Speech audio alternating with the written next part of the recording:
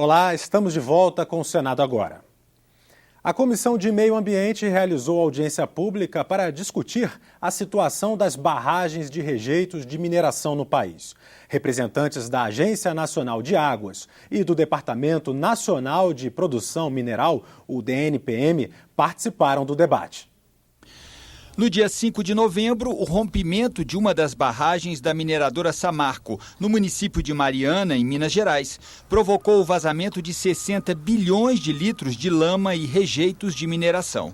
O rastro da destruição percorreu mais de 500 quilômetros pelo leito do Rio Doce, chegou ao litoral do Espírito Santo e deixou pelo menos 12 mortos. Existem mais de 600 barragens semelhantes à de Mariana no país, sendo que 43 delas são consideradas de alto risco. O autor do requerimento questionou a capacidade do Departamento Nacional de Produção Mineral em fiscalizar todas essas barragens. As informações são de que o DNPM conta com apenas 12 ou 13 técnicos. O senhor confirma? O diretor-geral do DNPM explicou que esses números dizem respeito apenas à fiscalização em Minas Gerais. Ele garantiu que o quadro já foi ampliado e disse que as 3 barragens da Samarco em Mariana passam hoje por auditorias. Nós já detectamos algumas inconsistências, estamos finalizando um relatório técnico e havendo sim a constatação de que houve um desacordo entre aquilo que a empresa informou e aquilo que ela de fato executou, serão aplicadas as sanções previstas, como eu disse, no Código de Mineração. Como o rejeito não é o objetivo da empresa e apenas representa custo, a negligência das mineradoras com as barragens é regra e não exceção.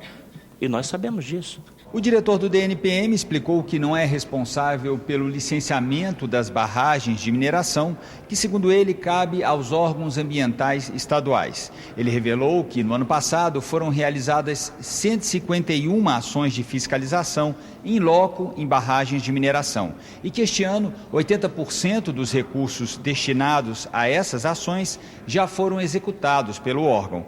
Mas ele deixou claro que as ações de fiscalização do DNPM são feitas principalmente com base em informações fornecidas pelas próprias empresas mineradoras. Essa barragem que rompeu, do ponto de vista da sua estruturação, as informações que a gente tinha era de que era uma barragem considerada segura. É a mesma coisa de falar daqui para frente, o Detran não faz mais perícia de automóvel, o dono mesmo faz.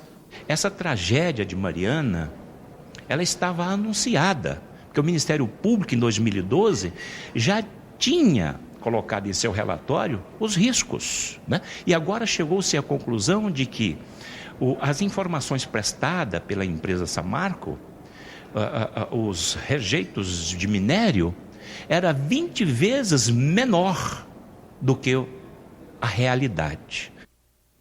A Comissão de Assuntos Sociais confirmou o projeto que altera a lei sobre o exercício da profissão de motorista profissional. Esses trabalhadores terão que se submeter a uma avaliação periódica de saúde. O prazo para a realização desse exame ainda terá que ser regulamentado. A matéria segue para apreciação da Câmara dos Deputados. A Comissão de Assuntos Sociais também quer punição para quem oferece emprego nos anúncios de jornais sem se identificar. Eles estão lá diariamente. Basta abrir o jornal e o anúncio chama para uma entrevista ou o envio de um currículo. Ofertas de emprego sem a identificação do empregador.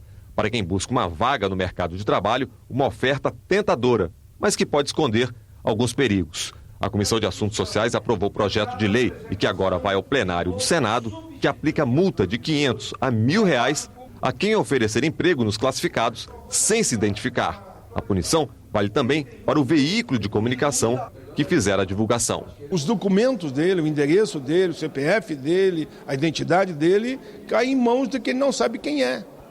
Então nós temos que dar uma segurança em todo sentido para o trabalhador, para que ele não fique à mercê de chantagista, de alguém que pode usar seus documentos indevidamente e não cometer nenhum ato de violência, como por exemplo a discriminação. A Comissão de Assuntos Sociais também aprovou projetos que regulamentam certas atividades profissionais. É o caso do Salva-Vidas, mas como há 2 projetos que tratam do mesmo tema, ficou decidido que eles serão reunidos em um só, para depois continuar a análise no Senado. A regulamentação da profissão de podólogo também foi aprovada na comissão. O texto estabelece as condições para o exercício da profissão. Diplomados e técnicos poderão atuar no mercado, mas será exigida a carteira do Conselho Regional de Podologia para os que atuarem, por exemplo, em hospitais, postos de saúde ou creches. Um grande centro podólogo, por exemplo, ela tem número, tem pessoas especializadas nisso daí e tem muita gente que tem problema mesmo com unha, sobretudo unha do pé, unha encravada, e aí requer a ação de um profissional. Qual é o legado da Copa do Mundo realizada no Brasil? Um ano depois do torneio, a pergunta ainda ecoa. No Senado, a Comissão de Desenvolvimento Regional e Turismo realizou audiência pública para avaliar a situação das obras ainda em andamento. 93 projetos faziam parte dos preparativos para sediar a Copa do Mundo em solo brasileiro. Entre eles, estádios, aeroportos, além de obras de mobilidade urbana. Ao todo, foram gastos 25 bilhões e meio de reais. 83% saíram dos cofres públicos. O principal obra são os estádios, eram os estádios. Mas todos eles ficaram prontos em tempo. Há uma preocupação nossa, principalmente quanto à utilização desses estádios. Em relação às obras de mobilidade urbana, também existe uma preocupação muito grande. E em relação ao turismo também, essa questão do legado. Para impulsionar o setor hoteleiro, o governo criou uma linha de financiamento. Só que mais de um terço das empresas beneficiadas só entregou as obras após o Mundial. Ainda assim, segundo o representante do Ministério do Turismo, o investimento deu retorno. Nós recebíamos 5 milhões de turistas por ano.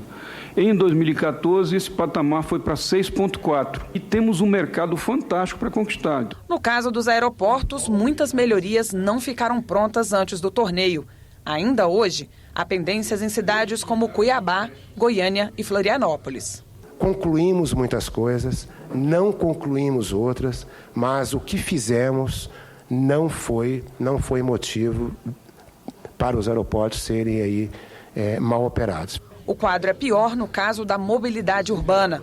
Dos 51 projetos previstos inicialmente, só 14 foram concluídos, 22 estão em andamento, 11 paralisados e 4 inativos. O motivo? Desde problemas com licenciamento ambiental até falhas nos projetos e nas licitações.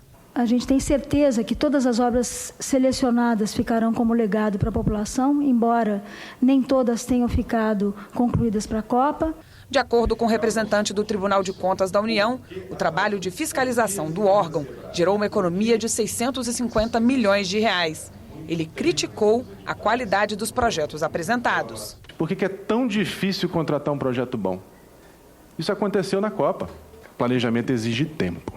Gestor, muitas vezes faz coisa errada, não é para se locupletar, botar dinheiro no bolso. Ele faz a coisa errada para dar certo no tempo que ele tem. O projeto no Brasil, senador, não é valorizado. A gente tem que começar a aprender a valorizar.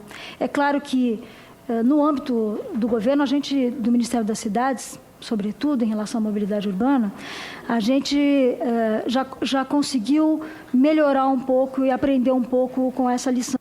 Convidado a participar, o Ministério do Esporte não mandou representante.